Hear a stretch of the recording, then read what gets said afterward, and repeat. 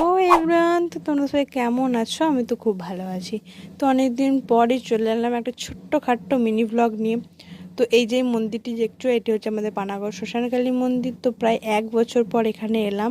তো এখানে এসে আমাদের মনটা পুরো একটা আলাদাই শান্তি হয়ে গেল। তো বাইরেটা একটু ঘোরাঘুরি করে আমরা ওপরে চলে গেলাম ঠাকুর দেখতে।